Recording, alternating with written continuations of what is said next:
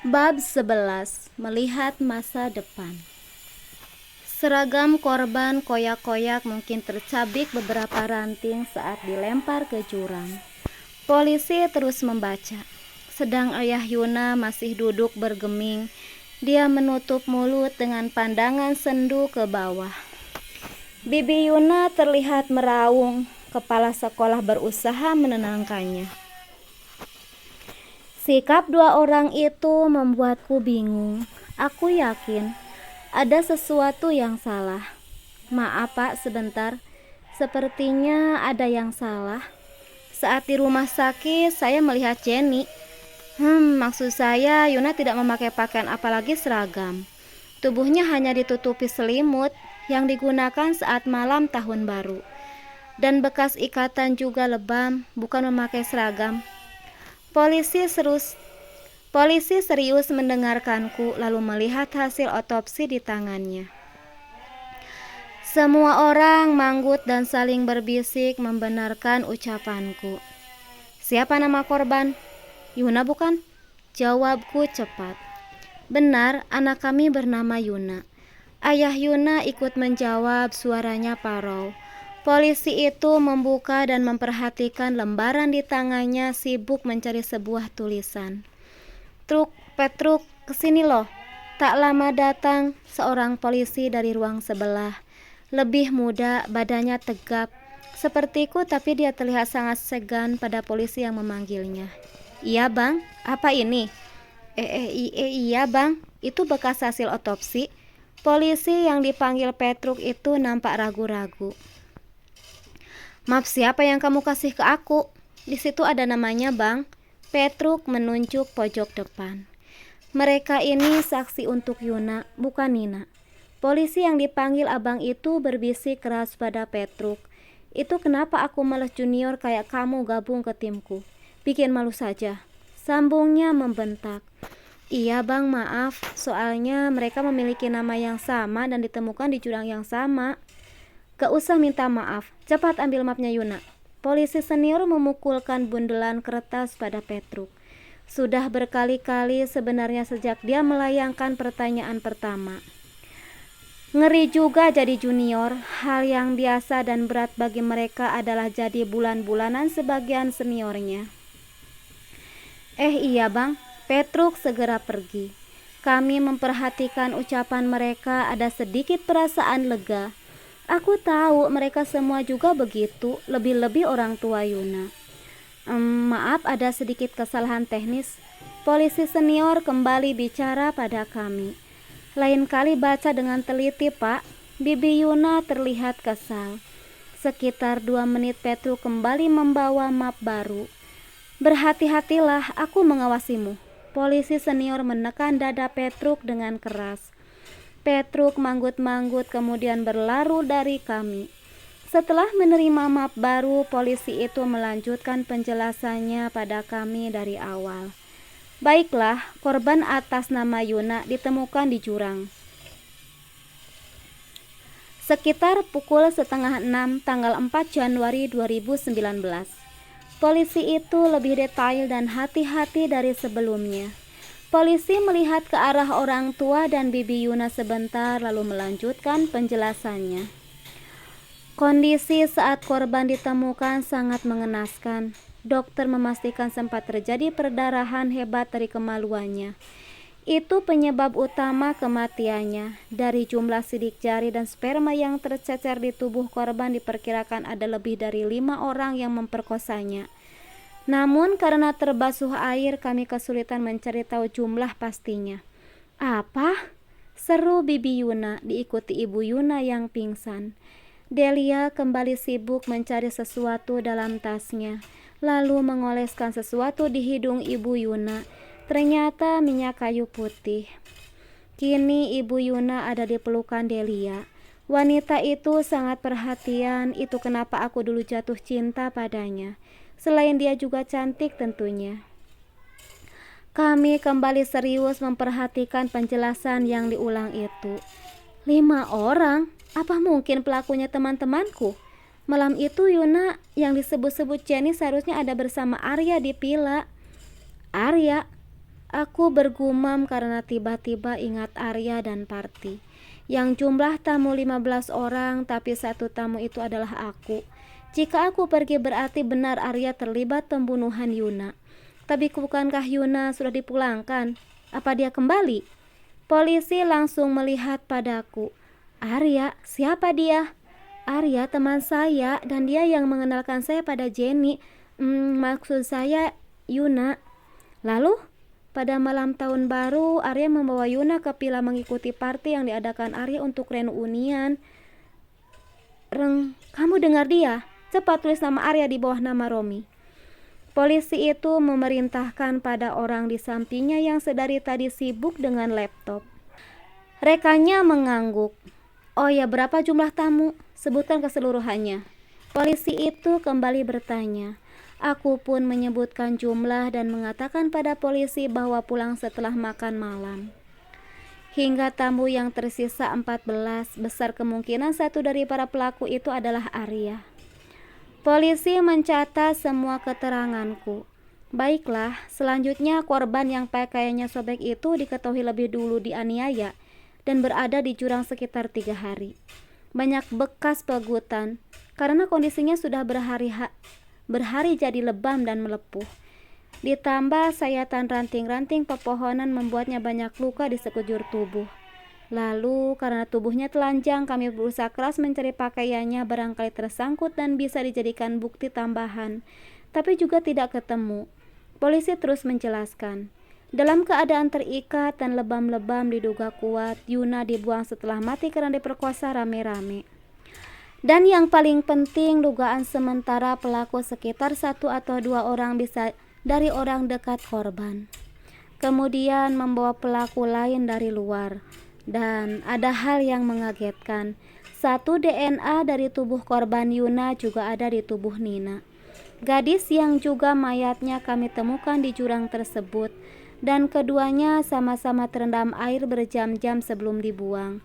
Maka wajar jika pelaku membuangnya di tempat yang sama.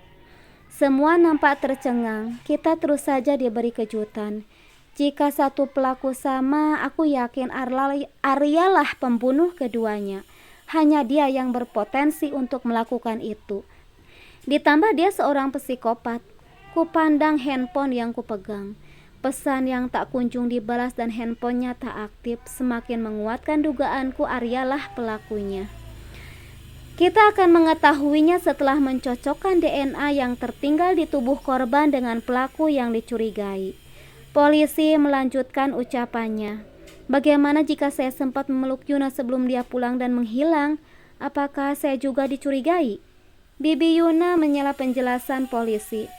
Polisi diam sejenak, dahinya mengernyit. Tergantung. Ya, serahkan sajalah pada pihak polisi. Selama ini kami hampir belum pernah salah tangkap. Jika Anda bukan pelakunya, sebaiknya Anda tenangkan diri Anda. Bibi Yuna terlihat tak terima dengan ucapan polisi, namun diam memendamnya. Oh ya, seperti apa mayat bernama Nina itu, Pak? Aku ingin tahu apakah aku juga mengenalnya, seperti aku mengenal Yuna yang ternyata Jenny. Anda bisa melihatnya sendiri ke rumah sakit tempat mayat tersebut disimpan. Polisi menyahut cepat. Baiklah, mungkin cukup sampai di sini. Selama dalam penyelidikan, kami memohon kerjasamanya. Sebelum pergi, silahkan saling bersalaman. Hitung-hitung meredakan saling curiga, sehingga nantinya bisa saling bekerja sama untuk segera menghubungi polisi. Terdengar dering ponsel, rupanya punya Bibi Yuna. Dia agak menjauh bicara dengan orang di ujung telepon. Ya, aku baik-baik saja dan bla bla bla. Aku tak bisa menangkap semua. Sedang kami saling bersalaman saat mengulurkan tangan yang segera disambut Delia sekelebat. Aku melihatnya terpeleset. Kaki heels yang digunakannya patah lalu dia terjatuh dan terkilir. Diiringi bau anyir merasuk hidungku untuk menutup hidung dengan jemariku, namun bau itu tak hilang. Kenapa semua orang tak ada yang membahasnya? Apa cuma aku yang menciumnya? Sadar aku segera melepas tangannya, bayangan itu hilang. Giliran kepala sekolah mendekatiku, dia hendak berjabat tangan, kulihat arlojinya berbeda. Aku meninggalkannya tanpa menyambut tangannya. Dia terlihat kecewa melihat tangannya. Apa dia tak sadar bahwa dia penyebab kehancuran hubunganku dengan Delia? Masih sok baik padaku. Kami pun beranjak keluar. Saat aku hendak masuk mobil, Delia hendak meraih pintu mobil satunya dan terpeleset jatuh. Aku segera menghampirinya. Kepegang kakinya, high heelsnya patah. Au, sakit mas, Delia terkilir. Aku ingat bayangan di dalam kantor polisi tadi, sama persis dengan yang aku saksikan barusan. Aku terperanjat, apa aku bisa melihat masa depan? Sejak kapan? Aku segera membantunya masuk ke dalam mobil. Ketika setengah berlari dan hendak masuk lewat pintu satunya, tangan Bibi Yuna sudah memegang tanganku. Seperti ada sengatan, aku melihat kelabatan bayangan Bibi Yuna sedang memarahi Yuna. Kamu memotretnya, hah? Anak bodoh. Bibi Yuna membentak dan menamparnya, dan Yuna menangis ketakutan. Mas Romi, suara lembut Bibi Yuna mengagetkanku. Apa itu tadi? Saya cuma mau bersalaman. Maaf jika tadi membuat Mas tidak enak. Kali ini wajahnya ramah sekali padaku. Bibi Yuna mengambil tanganku dan menjabat begitu saja, sedang aku pasrah bersalaman dengannya. Saya ingin memperingatkan pada Mas agar berhati-hati, sebab kemampuan Mas ini bisa membunuh Mas sendiri, dan jika kekuatan ini ternyata sudah merenggut nyawa Yuna, aku tak akan membiarkannya. Bibi Yuna menaikkan sebelah bibirnya dengan tatapan benci terhadapku. Lalu tersenyum manis, tangannya mengusap pundakku seperti membuang sesuatu yang kotor di sana. Mataku melebar. Apa maksud Bibi Yuna? Apa dia tahu aku bisa melihat bayangannya? Aku benar-benar bisa melihat masa depan. Tapi saat aku menjawab tangan Bibi Yuna, aku melihat Yuna. Bukankah Yuna sudah mati? Apa yang terjadi? Apa Bibi Yuna seorang dukun atau dia salah satu pelakunya? Dia tahu aku melihat sesuatu. Perjalanan pulang ke rumah Delia. Tadinya aku masih malas bicara, tapi melihatnya terkilir membuatku iba. Sedikit iba lebih tepatnya, mungkin karena kebaikan hatiku. Hal yang sedikit itu menjadikanku orang yang peduli pada calon mantan kekasih. Benar, karena aku sudah membulatkan niat sejak pertama terbakar cemburu untuk memutuskan Delia. Bagaimana kakinya? Gak apa-apa mas, ini urut sama Bibi. Agak enakan. Delia agak meringis, kakinya masih dipijat pelan oleh Bi Inah. Iya, nanti setelah dioles minyak juga akan sembuh. Bi Inah menimpali. Aku manggut-manggut dan ada sesuatu yang harus aku tanyakan pada Delia. Oh ya, apa Bibi Yuna itu punya suami? Tidak mas, dia seorang janda. Jawab Delia. Tepat dugaanku, dia memang punya hubungan dengan lelaki berpakaian dinas itu. Dan yang kulihat di bayangan tadi pasti aksi perselingkuhannya yang kepergok Yuna dan terfoto. Oh ya, satu lagi. Apa kamu tahu jam tangan yang dipakai kepala sekolah? Yang mana? Delia langsung menyahut. Yang ada di gambar cupit. Kok kayaknya Nora ada di tangannya? Oh itu mas, tanggal 1 kemarin ada tasyakuran di rumah beliau. Karena memang hari ulang tahun beliau dan semua guru hadir kok. Hanya Pak Sanjaya yang gak bisa hadir karena ada. Delia menjawab berbelit. Bukan itu yang mas tanya, tapi soal jam tangan. Iya mas, iya, aku yang memberinya untuk hadiah ulang tahun. Gak ada niat lain. Itu sudah cukup. Aku tak peduli pada urusan lain. Aku hanya merasa sangat familiar saja dengan jam tangan itu dan ingin memastikan. Apa mas? Apa mas marah? Enggak, jawabku singkat. Perjalanan kembali hening, aku ingin segera sampai dan tak melihat Delia. Rasa muak ini membuatku tak sabar berlama-lama dengannya. Sampai rumah Delia, aku langsung pulang. Bahkan ketika ayah Delia yang berada di depan rumah menyapa, tak kuhiraukan. Kulihat jam tangan sudah pukul 9, sampai rumah ada beberapa aktivitas yang harus kukerjakan.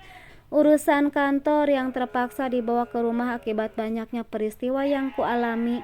Agak kecewa sebab jam tidurku berkurang, yang artinya hanya sebentar aku bahagia dalam mimpi. Tiba-tiba tercatat sebagai saksi mendapatkan kemampuan tak biasa. Juga ucapan Bibi Yuna yang seolah aku pembunuhnya, juga peringatannya terhadap kemampuanku akan membawa bencana. Semua itu membuatku tak tenang. Ku banting setir belok menuju sekolah Yuna. Aku akan memeriksa sesuatu, memastikan apa yang baru ku alami. Sebisaku melawan rasa takut, tak ada alasan. Menunda. Aku juga ingin mengetes indera keenam yang baru ku dapat ini dengan bicara pada arwah Yuna. Menanyakan apa penyebab dan siapa pelakunya. Memasuki area sekolah dengan memanjat pintu pagar, aku berjalan sendirian memutari seluruh ruangan yang lengang hanya dengan lampu senter dari ponselku. Kulihat satu persatu tulisan di setiap pintu untuk menemukan gudang di mana bangku kosong Yuna yang selalu basah disimpan. Tak bisa dipungkiri rasa takut itu ada, tapi aku tak mungkin mengunjungi sekolah waktu siang. Lagi pula mana ada hantu yang mau menerima tamu dan bicara saat siang hari. Suara gesekan daun dari pepohonan besar dengan atap gedung menambah keadaan semakin mencekam. 1000 kali lebih menyeramkan dibandingkan saat aku di rumah sakit bersama Delia. Sesekali aku melihat dengan mata telanjangku ada meja bergeser dari beberapa ruangan yang aku lewati. 1-2 pintu terbuka dan tertutup. Aku berlalu begitu saja tak mengindahkannya. Mungkin itu cara para hantu menyambut tamu di rumah mereka, menakar nyali orang yang datang. Entah, aku dapat kekuatan dari mana hingga seberani ini. Barangkali karena takdir. Selain ganteng, Tuhan juga menganugerahkan kekuatan indigo yang belum lama ku dapat. Dan tak takut apapun. Walaupun ada, tapi sedikit. Hampir 25 menit berkeliling aku tak menemukannya sampai ada sosok gadis yang berkelabat di depanku. Bukan gadis berseragam. Lalu penasaran aku berlari mencarinya. Mataku tertuju padanya dan mengikuti perlahan sosok itu hilang tepat di sebuah ruangan di ujung area sekolah. Ku arahkan senter ke pintu, benar tertulis gudang sekolah. Pintu itu dikunci sekuat tenaga, ku tendang hingga pintu itu jebol. Berhasil. Angin kencang datang begitu saja tanpa aku tahu dari mana datangnya. Hingga aku terduduk dan merinding. Tak lama ketika suasana kembali tenang, kulangkahkan kaki memasuki ruangan itu. Suara tangis memilukan berasal dari dalam. Semakin berjalan masukku dekati suara itu. Siapapun yang melihatnya hati pasti tersayat sepertiku. Sosok gadis, rambut diurai hingga tak tampak wajahnya. Tapi melihat baju yang ia kenakan aku tahu itu Yuna. Itukah sebab bangku kosongnya selalu basah? Jenny? Yuna tak menyahut. Apa benar kamu Yuna? Dia masih terus menangis. Aku semakin mendekat. Saat aku hendak menyentuhnya, tiba-tiba air matanya berubah warna. Merah dan amis menguar tiba-tiba. Yuna, aku keraskan panggilanku. Berharap dia berubah jadi sosok manis dan bicara baik-baik denganku seperti saat di Pila dulu. Tidak, dia malah menatapku dengan nyalang hingga bola matanya lepas. Kini jelas wajahnya yang sudah buruk dengan air mata darah di pipinya. Menatap tajam ke arahku. Dia sangat marah karena aku mengganggunya. Aku mulai panik. Wah! Mulut Yuna lebar dan semakin lebar berteriak padaku. Seolah aku mangsa yang akan ditelannya. Suaranya memekak melengking hingga denging memenuhi telinga. Semakin gelap dan aku amruk. Suasana tak lagi mencekam seperti sebelumnya. Aku sudah duduk bersebelahan dengan Yuna. Kenapa Bang Romi mencariku? Apa Bang Romi merindukanku? Yuna memulai pembicaraan. Aku menautkan alisku mencoba memahami apa yang sebenarnya terjadi. Apa aku sudah mati? Bang, Yuna tersenyum memegang pundakku lalu meletakkan kepalanya di sana. Apa yang terjadi? Apa aku sudah mati sama sepertimu? Yuna hanya tersenyum dan mengalihkan pembicaraan. Malam itu aku kedinginan, Mas, dingin. Kalau saja waktu itu Mas gak ninggalin aku, sekarang pasti aku masih hidup dan kita hidup bersama. Semua orang mabuk, hanya satu orang yang waras, tapi dia sangat jahat. Saat keluar kamar dan mencari toilet, mereka membawaku. Jadi benar jika aku penyebab kematiannya. Trek suara gelas membuat mataku terbuka lebar. Udah sadar lo kakak tiri. Nirmala membawa secangkir teh panas ke kamarku. Segera ku ambil posisi duduk di ranjangku. Bersandar ke dinding. Apa yang terjadi? Lo gak ingat? Aku memejamkan mata, berusaha mengingat bukannya aku tadinya di dalam gudang sekolah dan bicara dengan Yuna. Sekarang lo benar-benar terkenal di sekolah. Mungkin sebentar lagi viral di sosmed karena pingsan di tempat bangku kosongnya siswa yang hilang dan selalu basah itu disimpan. Ih, ngeri juga gue dengar ceritanya. Lalu gimana caranya gue bisa di sini? Nirmala mendekat duduk di tepi ranjang. Jadi seorang tukang kebun nemuin lo di gudang dan segera menghubungi gue. Ya gue jemputlah lo ke sana. Nirmala menjelaskan kejadian yang ku alami. Aku mendengarkan dengan sesama dan lo tahu, saat gue dan Mang Ino datang, kepala lo ada di pangkuan wanita cantik. Namanya siapa sih? Delia. Ah iya, Delia, so sweet banget sih. Kayaknya doi naksir sama lo pada pandangan pertama. Haha, lucu gitu. Aku beranjak dari ranjang untuk pergi mandi. Pada akhirnya ketahuan juga jika aku di sekolah itu. Keras juga upaya Delia mendekat lagi. Aku terngiang-ngiang ucapan Yuna. Aku pikir tadinya sudah berada di alam lain bersamanya. Belum sempat aku tanya kronologi kematiannya dan siapa pelakunya, Nirmala sudah mengagetkanku. Apa aku kembali ke sana memastikan semua? Ah, tidak. Kejadian tadi malam itu sangat mengerikan. Lagi pula aku tidak mau kegantenganku jadi lebih viral lagi.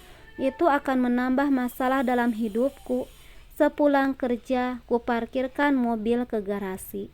Saat sampai rumah besar tempat kami sekeluarga tinggal, sebelum masuk rumah, ternyata Nirmala mendahuluiku dengan lollipop di mulutnya dipegang tangan kirinya. Ia berjalan dan gadget di tangan satunya. Bagaimana bisa dia berjalan tanpa menabrak sesuatu saat mata fokus ke gadget? Sepertinya kami memang keturunan orang sakti. Aku mengekornya hingga ia sudah duduk di sofa ruang tengah. Lalu duduk di sebelahnya. Heh, tengil, dari mana lo? Aku merangkul pundaknya. Lagi-lagi aku melihat bayangan Nirmala sedang di depan konter pulsa, mengambil voucher paket kuota dan membayarnya. Dia tampak mengumpulkan beberapa uang dari 3 saku celananya. Duh, lucu. Mau tahu aja, Nirmala ketus seperti biasa. Apa itu yang sudah dia lakukan? Atau akan ia lakukan? Ah, tidak, tak penting. Yang jelas sekarang aku merasa keren. Sepertinya aku harus berlatih menggunakan indera keenamku ini. Biar gue tebak, lo habis beli kuota kan? Nirmala tak tertarik pada ucapanku, padahal ini adalah hal hebat. Kakak lo yang baik hati itu mau menawarkan bisnis. Aku berusaha menarik perhatiannya. Gak tertarik? Dia masih cuek. Bener nih. Nirmala masih fokus ke gadgetnya, tak mempedulikanku. Nir, adikku masih tak menjawab. Nirmala, aku berteriak dekat telinganya. Ah, apa sih kakak tiri? Berisik tahu. Lagian gaje banget sih. Nirmala memegangi telinganya. Hahaha, makanya masa ama orang tua gak ada sopan-sopannya? Percuma lo berkali-kali dipanggil masak ruang TK. Gak ada perubahan, biarin. Lagian gue itu udah kaya, gak perlu cari uang lagi. Nirmala kembali fokus ke gawainya. Ini anak apa sih yang dilihat di benda itu? Gak ada capek-capeknya melototin handphone terus-terusan. Percuma lo kayak kalau gak bisa beli yang lo mau. Hahaha, aku memanas-manasinya. Nirmala masih diam. Gimana kalau gadget terbaru? Seketika Nirmala bereaksi. Apa Mas Romi kakak kandung yang baik hati? Kenal loh. Yang paling baru ya. Nirmala mulai meletakkan gawainya dan memegang tanganku. Aku melihat bayangan lagi. Nirmala meraih tanganku mengatakan deal. Lalu berlari ke kamarnya. Aku mulai terbiasa dengan hal aneh ini. Maka sesuai rencana aku membisikkan sesuatu padanya. Apa? Apa nggak ada tugas lain? Masa berurusan sama orang dewasa? Gue ini kan masih imut. Kalau kenapa-kenapa gimana? Mata Nirmala membulat. Imut? Haha. Amit-amit iya. Udah gue jamin gak ada terjadi apa-apa. Kakak lo yang ganteng dan baik hati ini akan mengawasi dari jarak tak kurang dari 100 meter. Dia terlihat terpikir keras. Perasaanku tak enak melihatnya. Sebab Nirmala paling pintar memanfaatkan situasi. Untuk misi seberbahaya ini harusnya gue dikasih pegang kartu kredit 1 minggu. Benar dugaanku. 2 hari. 1 minggu. Nirmala memaksa. Oke, 3 hari jangan lebih. Aku kekeh menawar. Transaksi batal. Oke, 1 minggu. Awas sampai pengeluaran jebol ya. Gak boleh lewat Papa berdehem melewati kami. Oke deal. Nirmala menjawab tanganku lalu berlari ke kamarnya. Ini yang kulihat tadi saat Nirmala memegang tanganku. Apa bayangan itu muncul saat aku menyentuh seseorang? Sekarang aku yakin aku benar-benar memiliki indera keenam. Selanjutnya aku pun pergi ke kamar. Kelupaan mengecek sesuatu, segera aku ambil kotak di atas lemari, tempat aku menyimpan barang-barang pemberian Delia. Aku hanya tak menyangka Delia memberi jam tangan pada kepala sekolahnya sama persis dengan jam tangan yang diberikan padaku dulu. Pantas saja melihatnya membuatku gagal fokus. Apa artinya dia buat Delia? Kejadian ini membulatkan tekadku berpisah dengan Delia. Setelah menyelesaikan tugas dari kantor, ku ambil air wudhu sholat isya. Meski tidak bisa khusyuk, aku tetap melakukannya agar hantu itu tidak kembali menerorku. Saat sudah di atas ranjang, sangat lelah dan ingin cepat tidur, aku menyempatkan menghubungi nomor Arya. Siapa tahu aktif. Sia-sia, tidak aktif. Bagaimana caraku berkomunikasi dengannya? Malah sekali jika harus melihat satu persatu rumah milik keluarganya, walau tahu lokasinya. Saat menyita waktu, jikapun aku datang belum tentu bertemu keluarganya.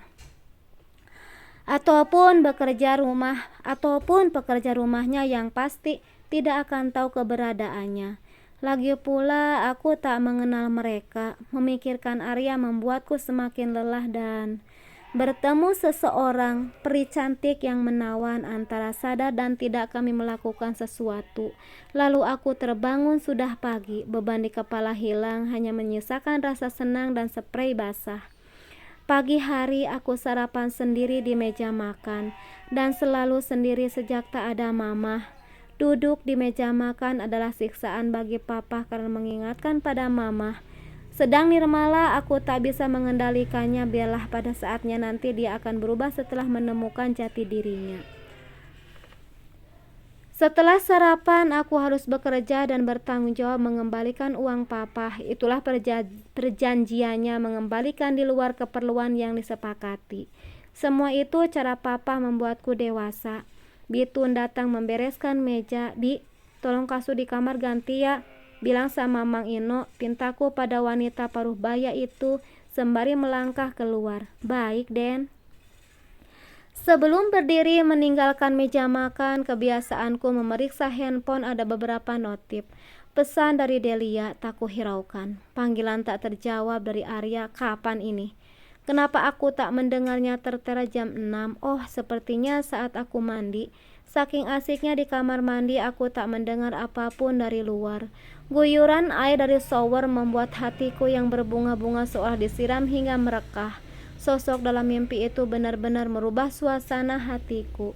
Segera aku menelpon balik Arya, tapi tak aktif. Maka segera aku kirim pesan, mengambarkan bahwa Jenny telah meninggal dengan cara mengenaskan dan jasadnya ditemukan di jurang.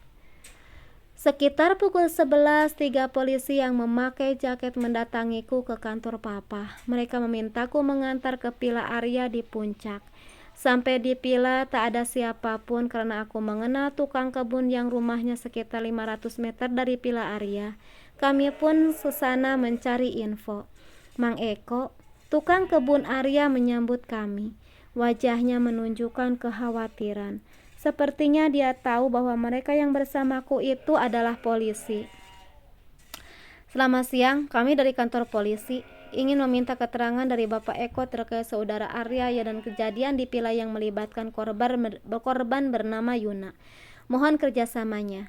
Maaf, Yuna itu siapa? Mang Eko mulai bingung. Yuna itu teman Arya, Mang. Nah, waktu malam tahun baru, Arya membawanya ke sini. Aku membantu menjawab. Apa dia memakai seragam? Aku mengernyit. Polisi langsung menjawab, bukan, tapi pakaian kaos, jaket hoodie, dan celana jeans panjang. Oh tidak, tapi bisa jadi dia ganti baju. Mang Eko menjawab dengan ragu. Tidak mungkin, karena saat aku pergi, Yuna masih memakai baju itu, atau mungkin dia membawa seragam. Iya, saat itu sekitar jam 9:30 dan Arya keluar mobil dengan gadis berseragam. Deg. Ada yang berdebar saat Mang Eko bilang gadis berseragam. Tapi siapa? Apa mungkin Yuna? Dia ganti seragam, lalu berganti jaket lagi, dan tapi kenapa pelakunya 3 orang? Segala kemungkinan bisa terjadi, atau ada gadis lain yang aku tak tahu. Bagaimana dengan CCTV? Polisi menyelidik. Soal itu dan Arya yang menyimpan rekamannya. Lagi pula saya nggak ngerti ya begituan. Mang Eko dengan polos menjawabnya. Bukankah saja pintu vilanya? Kami yang akan memeriksa. Percuma Pak, kamar tempat menyimpan rekaman tersebut dan Arya yang memegangnya. Setelah itu kami meriksa isi villa. Semua rapi, tak ada sedikit pun bekas bahwa pernah terjadi party di sana. Tapi ada yang aneh, pintu kamar tempat rekaman CCTV terlihat ada yang rusak, ada yang memaksa membuka tapi sepertinya gagal. Apa setelah pesta usai ada orang lain lagi yang kemari? Satu polisi bertanya, dan Arya berkali-kali. Mang Eko menjawab tanpa ragu, bisa minta alamatnya? Mohon maaf, Den, Arya tidak memberikannya. Saya juga baru sebulan di sini, jadi tidak tahu banyak soal pemilik villa.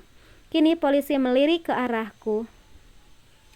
Aku menggeleng, akan percuma memberitahu alamat rumah-rumah Arya pada polisi. Selain rumahnya banyak, dia belum tentu masih di Indonesia karena rumah-rumah tersebut hanya untuk singgah melihat kebiasaannya yang sering pelesiran ke luar negeri. Kebetulan saja dia tahun baru ini harus mengurus beberapa bisnis perusahaan ayahnya di sini. Itu juga alasannya memaksaku ikut party. Lagi pula aku juga tak mau gegabah membuka semua tentang Arya pada polisi. Dua polisi itu sibuk berdiskusi dan mencatat sesuatu. Dari sinilah tragedi itu dimulai. Seseorang polisi memegang pintu kamar di mana rekaman CCTV disimpan. Prang, sebuah guci pesah tak sengaja tersenggol kaki Mang Eko. Baiklah, untuk sementara villa ini kami beri garis polisi. Tolong jangan ada yang masuk karena bisa merusak barang bukti.